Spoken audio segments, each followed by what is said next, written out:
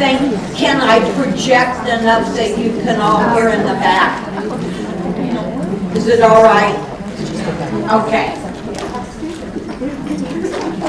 It's interesting that in 2004, Time magazine thought that obesity was such a problem that they dedicated an issue, or at least their front cover, to the problem of obesity.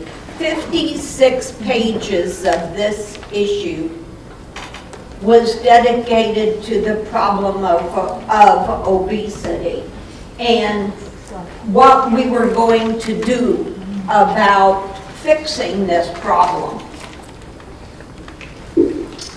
Currently, 37% of children 10 to 17 are overweight or obese.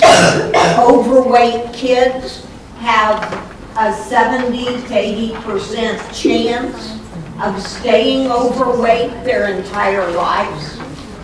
Obese and overweight adults now overnumber.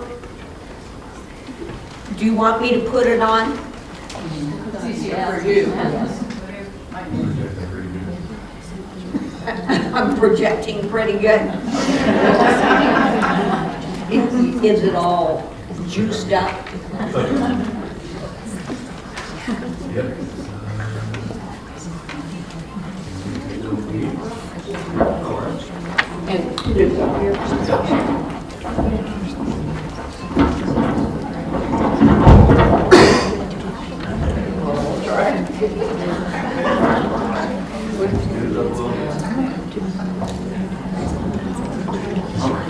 Now, how's that? Oh, yeah. I'm booming. Okay. Obese and overweight adults now outnumber those at a healthy weight. Nearly 7 in 10 adults are overweight or obese.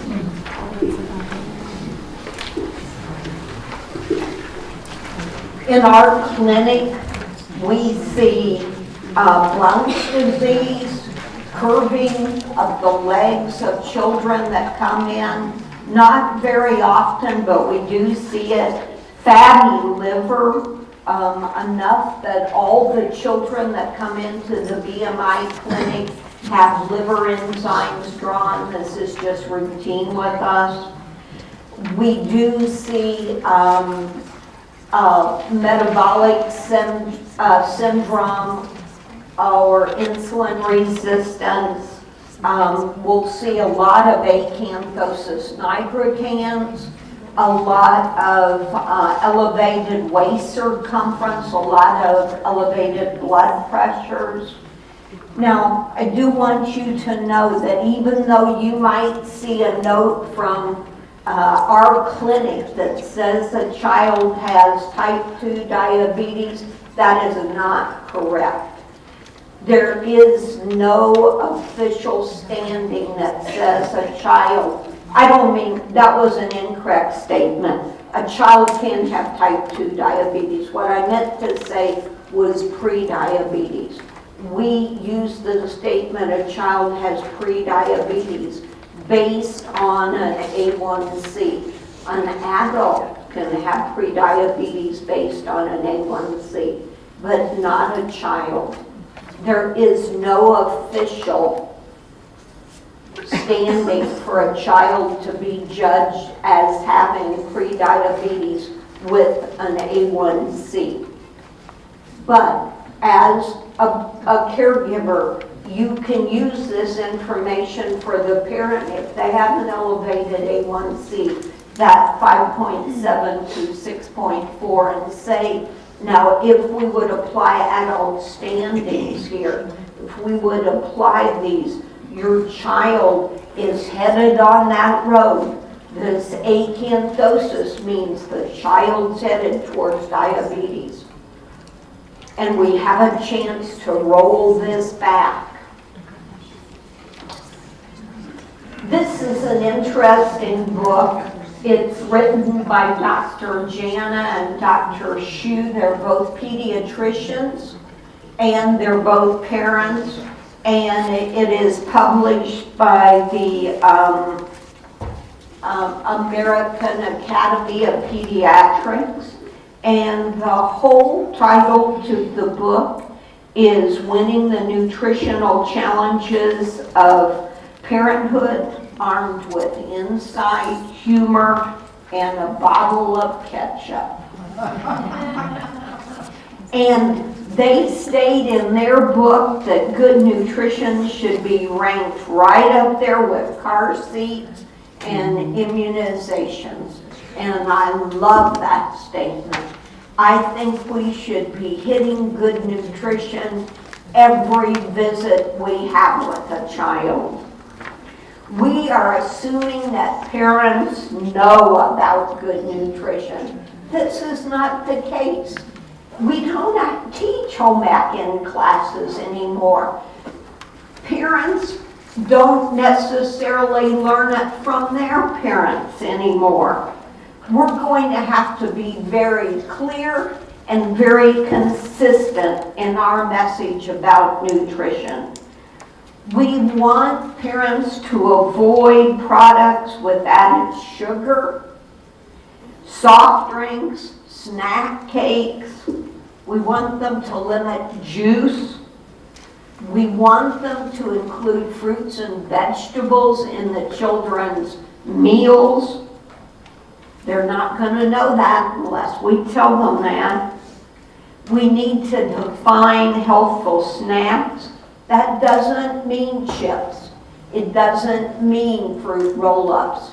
It doesn't mean gummy bears. Healthcare givers are in a unique position to be able to provide education. And the children you see could have proper weight, could have good growth, and could still not be getting good nutrition.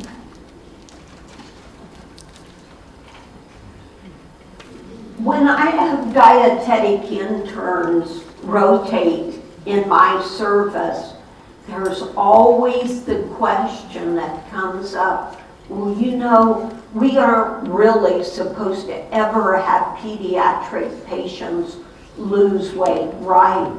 We're supposed to have them grow into their weight. And that's what I was taught in dietetics. You never have a child lose weight.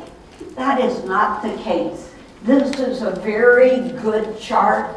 It came from Park Nicolette, and they have a complete information packet on obesity, and you have the reference for that in your reference material. And in that, they are saying that a child, even a small child, 2 to 5 years old, could be so heavy that it's not safe for us to wait for them to grow into their weight, that they might need weight loss, but gradual weight loss. We're not talking about anything drastic. But there are situations where we need weight loss for a child for safety, and so they're not dealing with elevated liver enzymes.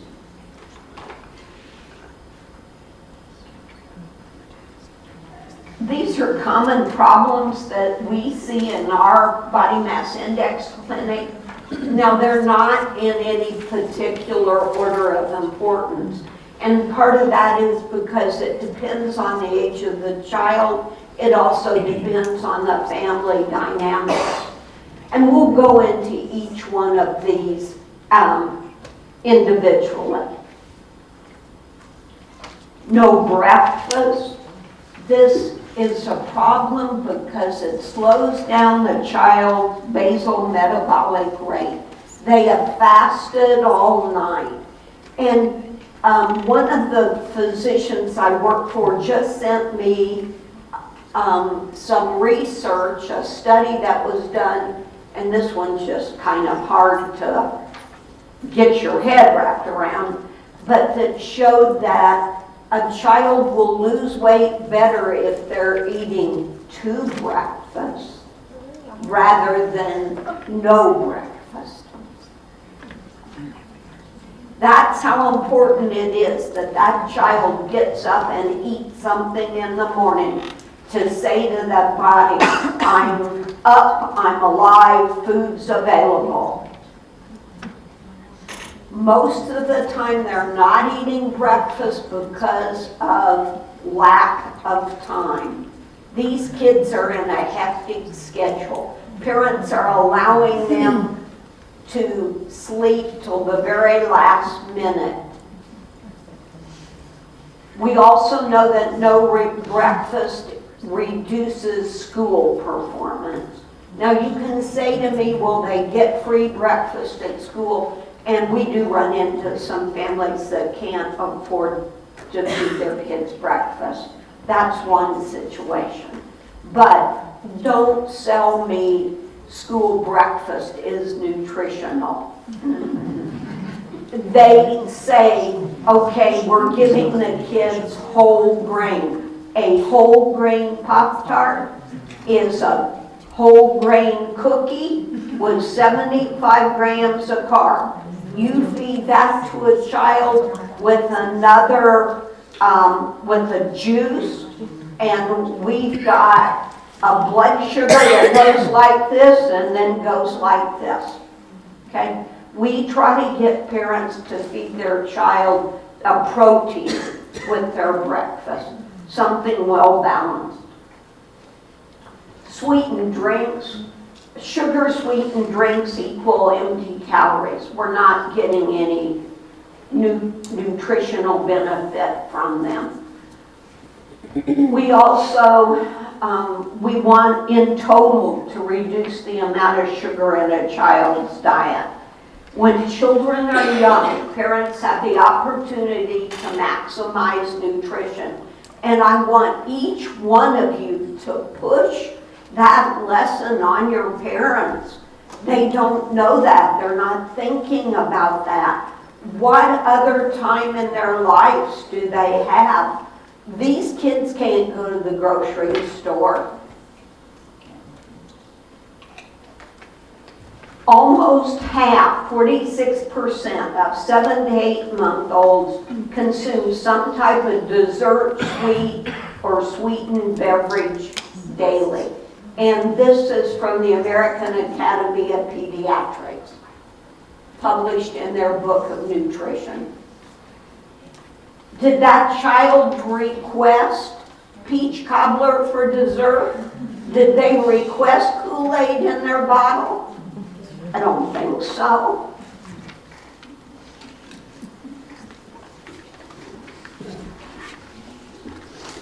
Now this slide came from National Geographic, August 2013. And they're saying that this is how much sugar people are consuming in a single day.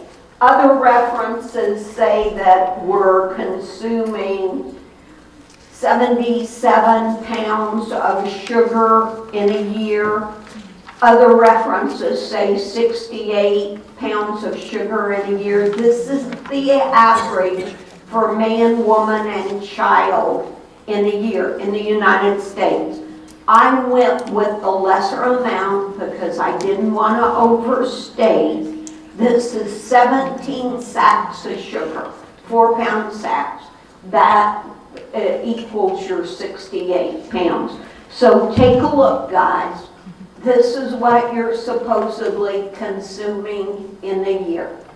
I wanted you to have a visual for that to take home. We should all be so proud. Now, the World Health Organization just came out with a recommendation. This is kind of hot off the press.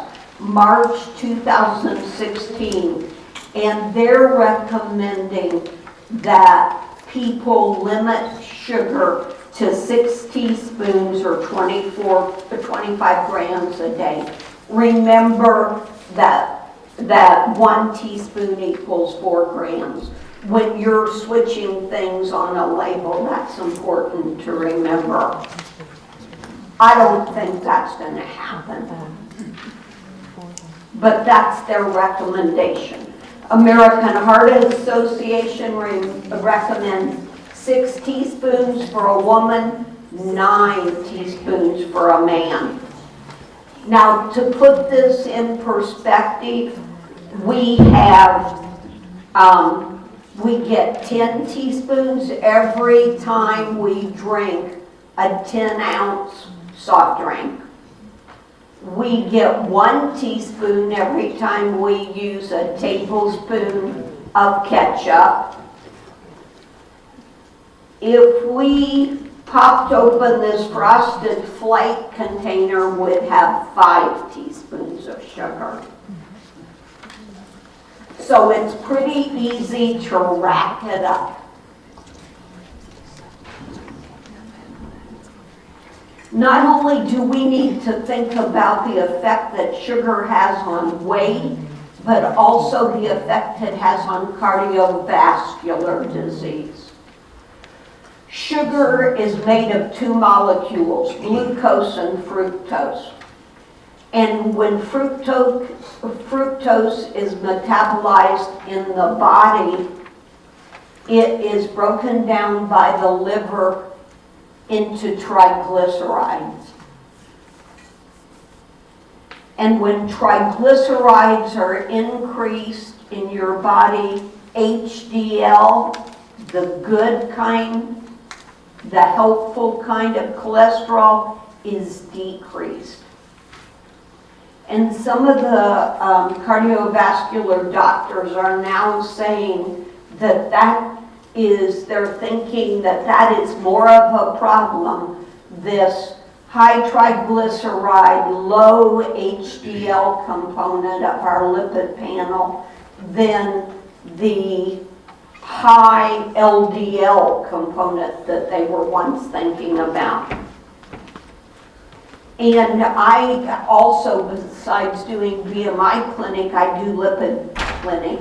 And if a child's high triglycerides are not because of a familial component, we can get that child to get off of juice, pop, those kind of things, and a lot of the white things they're consuming, white being, I hate that term, but those carbs of rice, potatoes, pasta, if they're doing excess of those things, and those triglycerides will fall rapidly.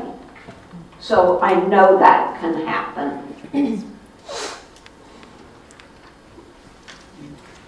This is what we recommend as a replacement for those sugar-sweetened beverages. We hit this hard in clinic. Fruit-flavored water, fresh fruit. And I obviously can't do that, so I have my plastic food that I take into clinic, and we give the kids a water bottle. The physician I work for is very lucky. She has a grant from Walmart, so she's purchased water bottles for the children, and because it's hard for them to visualize sometimes, well, what do you mean I can put an orange in my water? I just take my orange slice in and we talk about, you could put, the restaurants use lemon, but if you don't like lemon, you could put lime, you could put orange. You could put all 3 in that water bottle and how good that would taste. And we do watermelon, strawberries, raspberries, cucumbers, and then I have a teaching sheet on that they can take home. And we make a really big deal about that.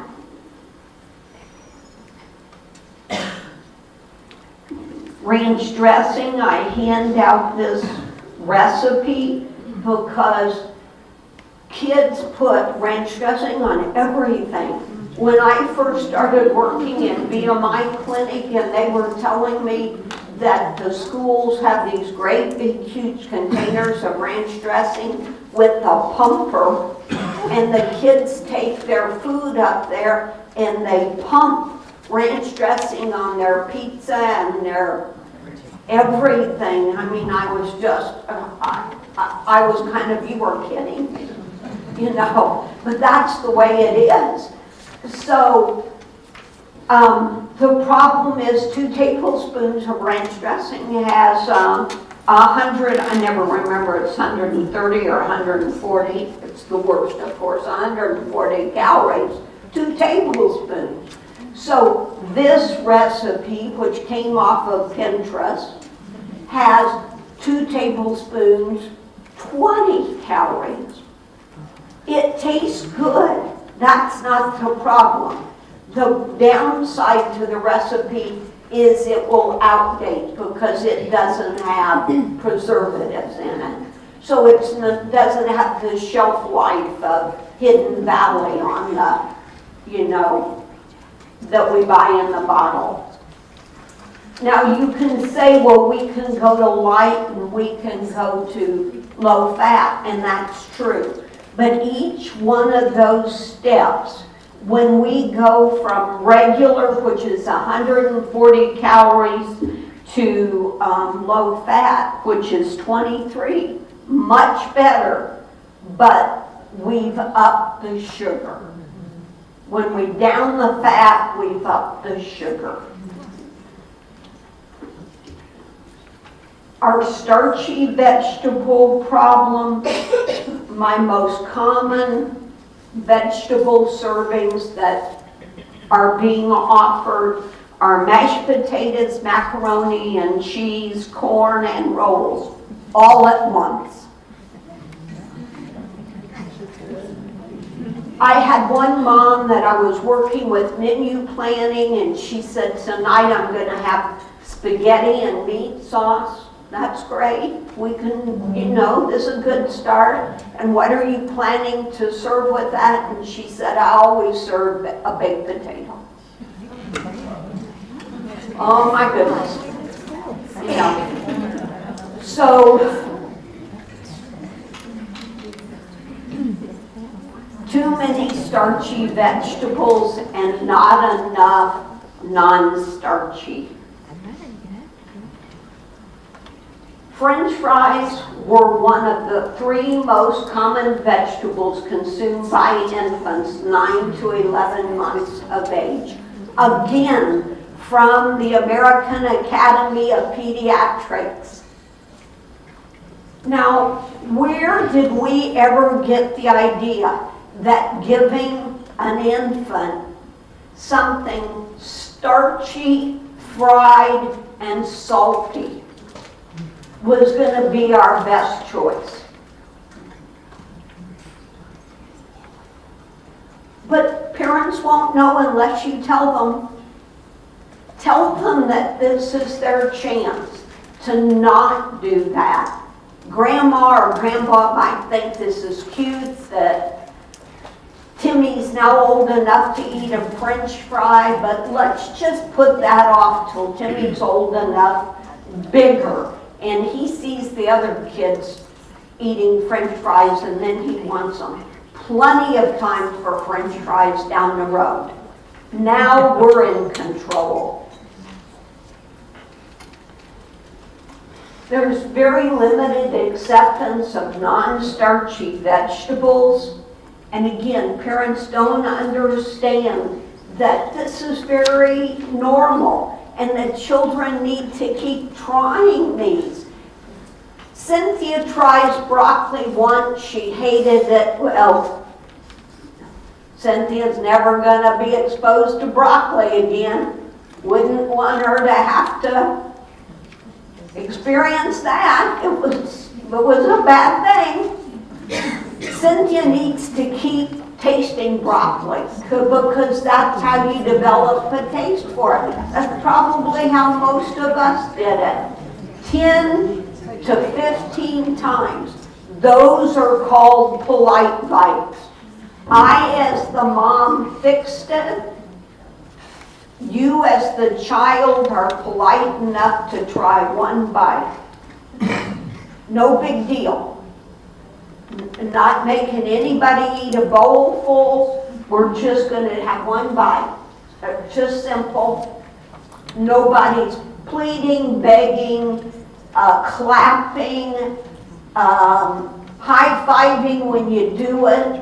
There's no emotion involved. It's just there, you take a bite and you go on. It's a polite bite. If a child refuses to taste, it's best to just let it go. Don't make it a power struggle. Don't let them see you sweat. Because power struggles almost always don't turn out good.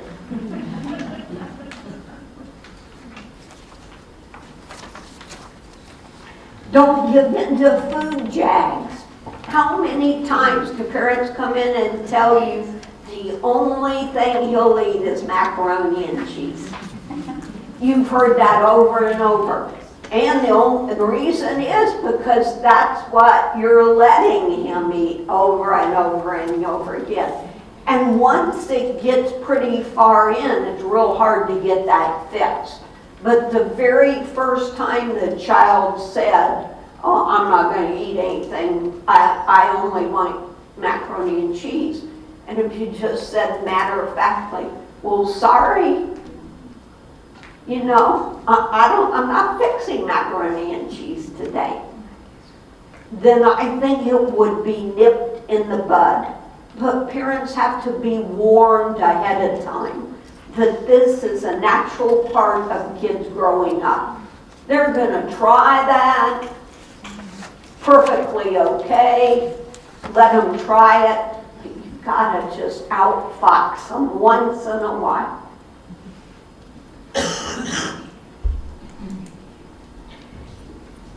Give specific goals to parents. There really needs to be a vegetable and a fruit at lunch and supper.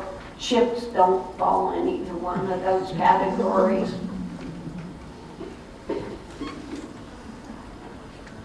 Doesn't hurt to make it fun. It could help. Shop together, include children in food prep when possible. They really do like to help.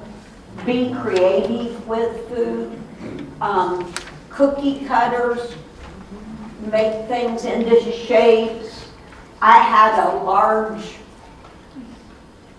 pretty large library of children's cookbooks that had good ideas for creative things for kids that my kids and I used to like to do. Something very simple like a pretzel rod, those little mini pretzel rods, they can be really good things to be stabbers, to pick up blueberries and strawberries and zucchinis and, you know, different things to make it a little more fun. This, my daughters gave me this knowing I was going to be doing this talk.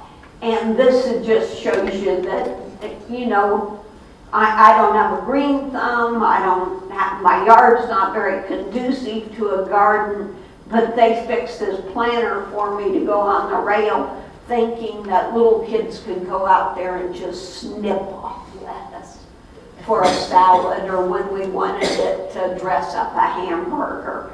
They did 2 different kinds of lettuce and they had kale in one end.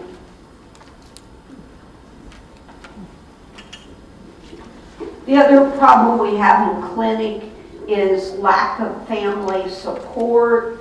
A lot of times grandparents are involved and they are very invested in showing love by feeding and feeding goodies. And they have a pantry full of snack cakes and they bake pies and cookies and things.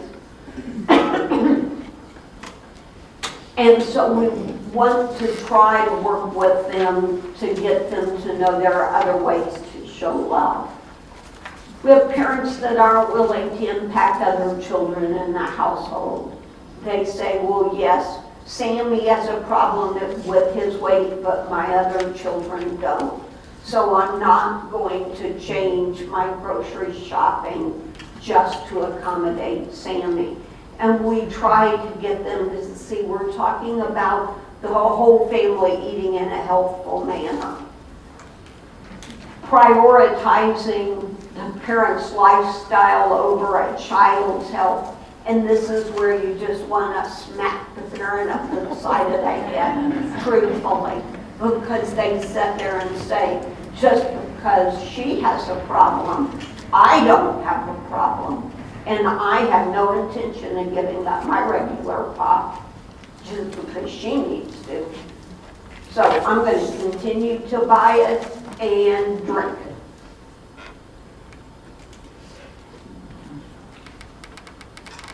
Lack of time to cook isn't exactly maybe lack of family support, it's just a reality. There's a lot of working parents and it's hard to fit everything in.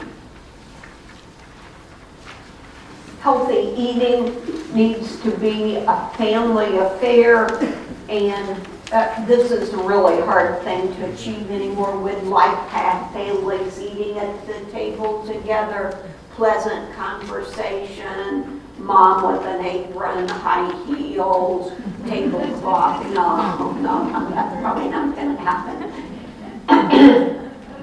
But at least the family meeting together to eat some family time.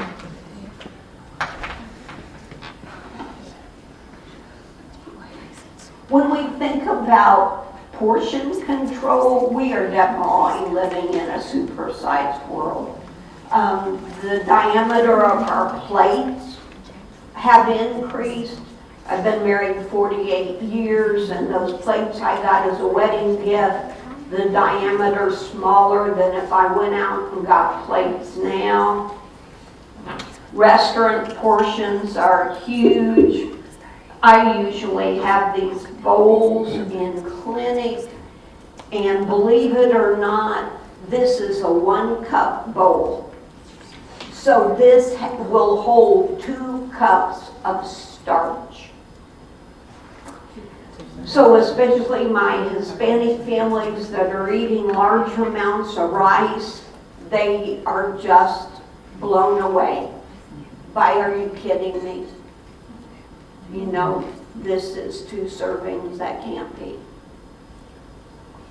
Okay. I also use this to illustrate that when you're going to have a treat, whether it's pudding or ice cream, this is a 1/2 cup of ice cream. And if we do some eating with our eyes and our senses, so if you snug it up in a little bowl, it looks like a full serving and I don't feel deprived. If I put it in a bowl like this is just terribly sad.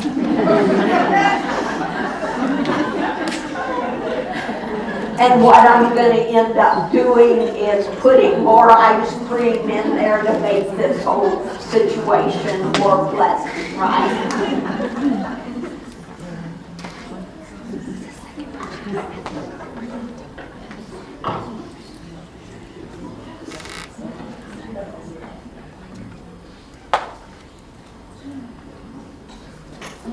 We've had glass bottles that have even been smaller than that 10-ounce size, but we're all familiar with the 12-ounce size Coke, and now the 20-ounce plastic bottle, but they just keep getting bigger and bigger.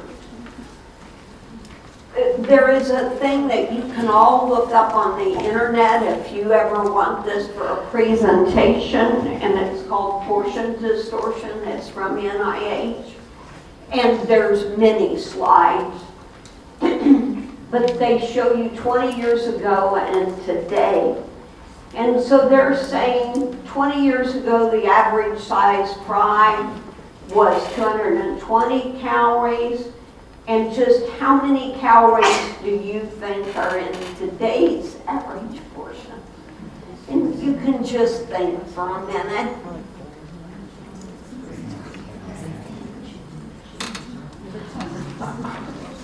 And they're saying that today it's 610 calories.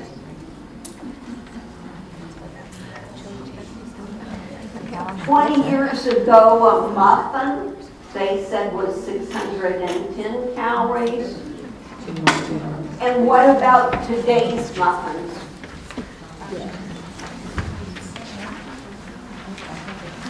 500 calories. And aren't the ones we get at Fresh Market or Panera's or Kroger's, they're big ones, yeah. And they are pretty daggone tasty, too. And so they're a big temptation. This equation, I don't know how completely correct it is, but it does point out that a few extra calories per day sneak up on you and mount up to that weight gain in a year.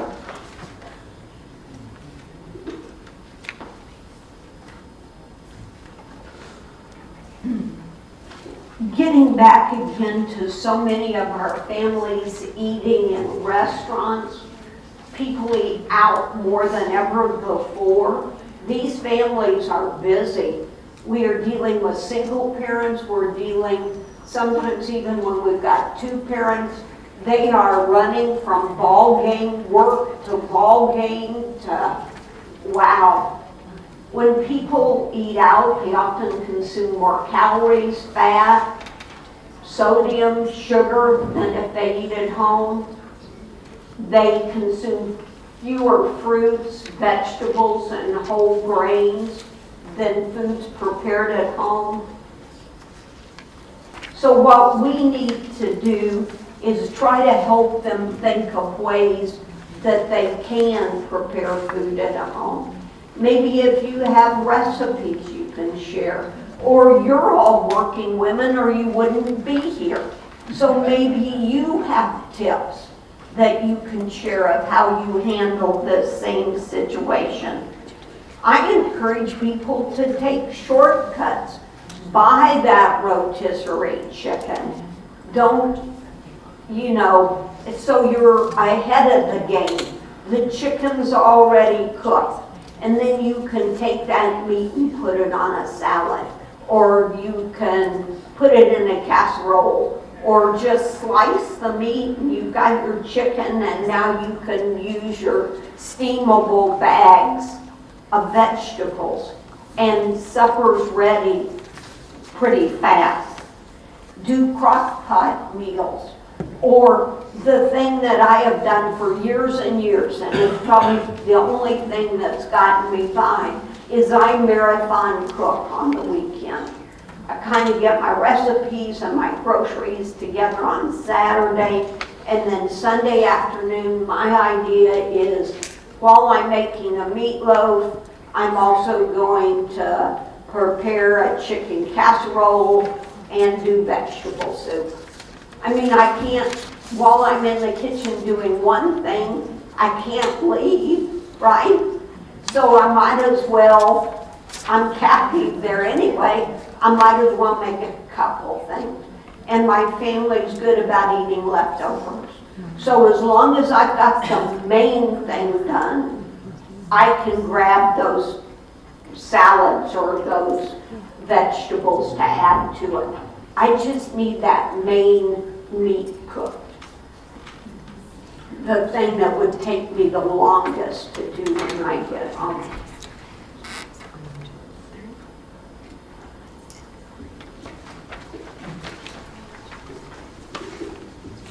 Since you all are the vehicle or the agent for change, let's go over some tools that you can use to help educate these families. I heard some of you that you were liking the fact that you got those 5210 prescription pads. I think those are great. I love those. 5, standing for servings of fruits or vegetables, gives us a vehicle for talking about limiting screen time, that parents might need to be in charge of parking some of those electronic vehicles. It gives us a way to talk about getting out and having activity. And then it gives us a way to talk about no sugary drinks. So we're not just lecturing, we're talking about what it says on the pad. And I think that's a better way to do it. Okay?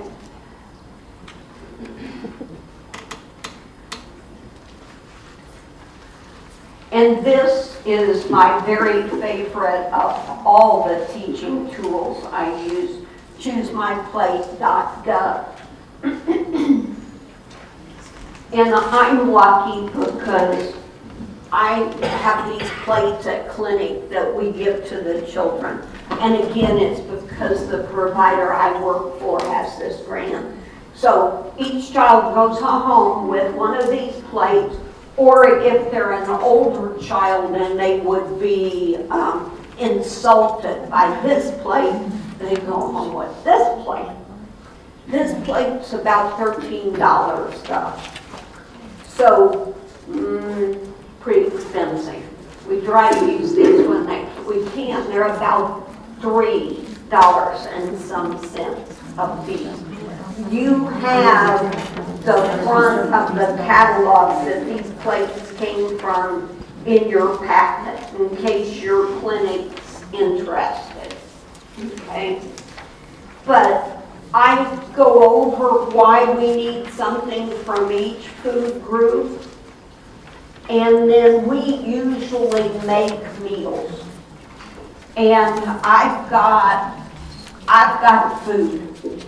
I've got a bucket of food back at the clinic. So I'll have a child pick what they would like for supper. So this child's chosen fish. Oh, by the way, I have to tell you, I've taken license. The government meant for grains to be grains.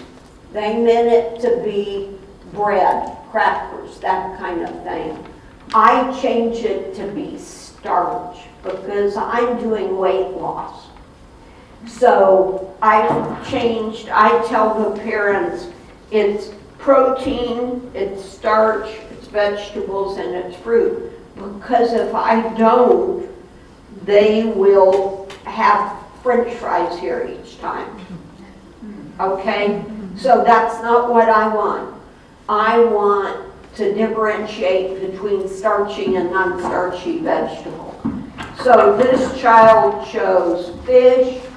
They chose corn because it's a starchy vegetable. Sorry, making noise. They chose broccoli, and they chose an apple, and then we talk about what they're going to drink. But they made these choices and filled in their plate. And then we talk about, now does that look like it's going to be enough? And if not, then you could get extra vegetables. Okay? Then, once I do that, I try to, and again, this is assuming the child's engaged and I've got parents that are engaged. I try to go through some other scenarios. Okay? So, does your family do you like to eat fast food? Oh, yeah. I like to go to McDonald's. It's one of my favorites. Well, what do you get there? Let's think about the plate. Okay. I like to get a cheeseburger, French fries, and a Coke. Oh, but I'm not going to get a Coke anymore, Linda. We've already talked about that. I think I'll get water. How will that be? Yeah, that would be great. Good job. Okay, but let's think about how we're going to put it on this plate. So then I've got a child that will tell me, okay, my hamburger's going to be my meat, my bun's going to be my grain, and my French fries are going to go here too. Well, I think we might have a problem, right? Because I thought you told me the bun was there. Oh yeah, I did. What are we gonna do? You know, so I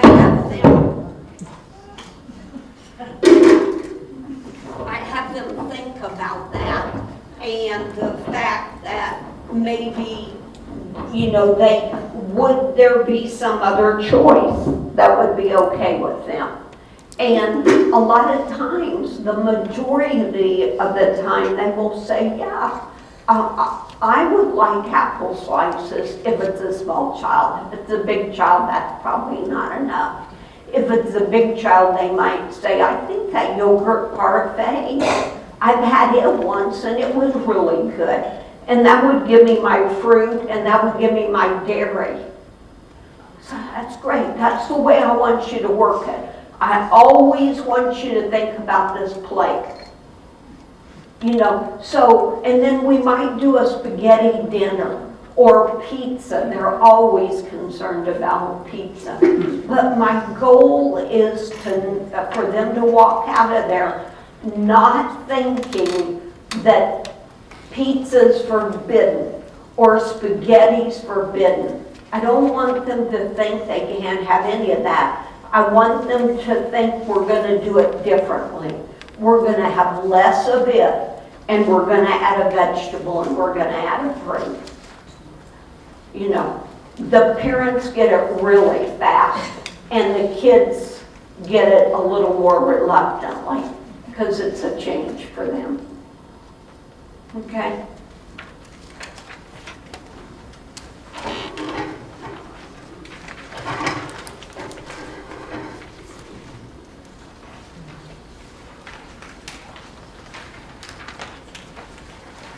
It would be nice if everybody had a plate to give at a one-year visit, because that's when parents are starting solid food and you could really talk about these things.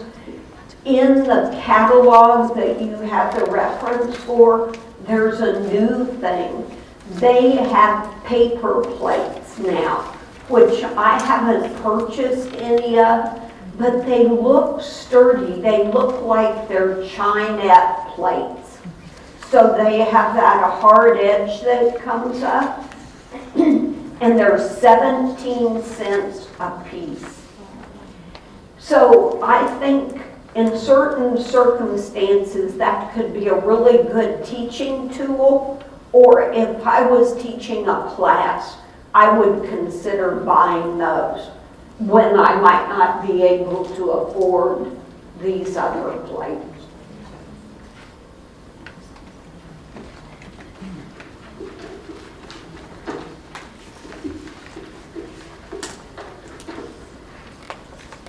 I usually give out a handout that has this kind of schematic just so that parents know that peas and corn are starchy vegetables, because a lot don't, just to help them visualize what's starchy and what's not starchy.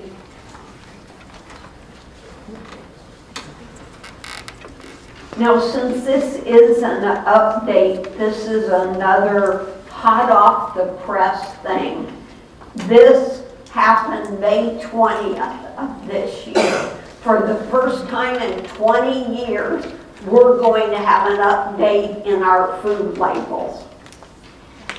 The food manufacturers are going to have to use this new food label that's been legislated by the Food and Drug Administration and is going to be a help to all of us by July 26, 2018. However, manufacturers with less than 10 million in annual food sales are going to have an additional year to comply. So in 2 years, you're going to see this on the shelf. And what they're going to do is do a more realistic portion size. Okay, so what they've used there is ice cream. And in the past, it's been a half cup. Now they're doing 2/3 cup of ice cream. More realistic from what the consumer's actually consuming. And when it's a case of a consumer might actually use either do a serving or do a whole package, they're required to do a dual label.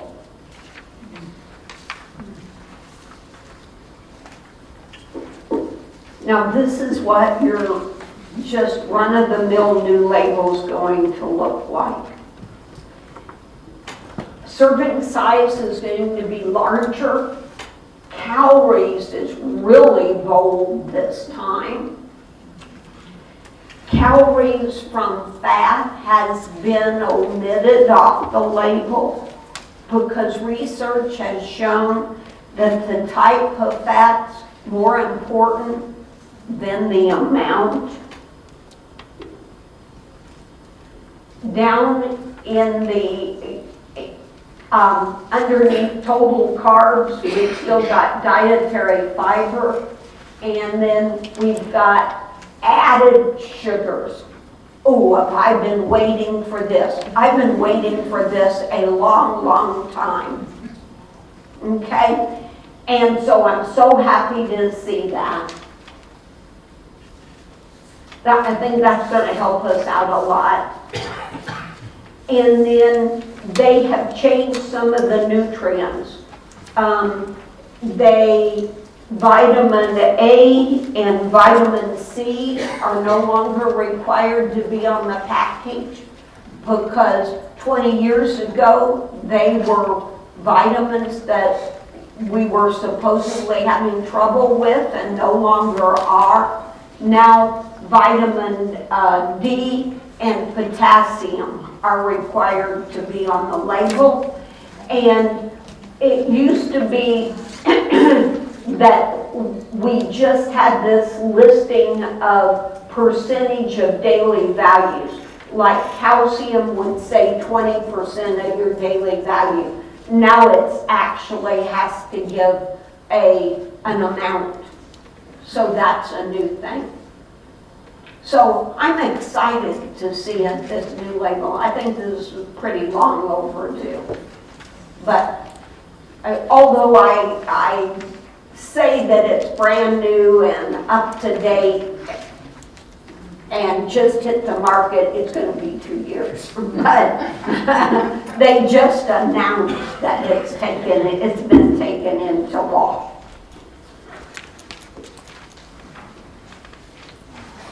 So in summary, the key to prevention is consistent messages early and often, and you are the people that can provide these messages. You're the people that are in the perfect position to give these messages and to educate these parents. You're the ones that see them day after day. Thank you.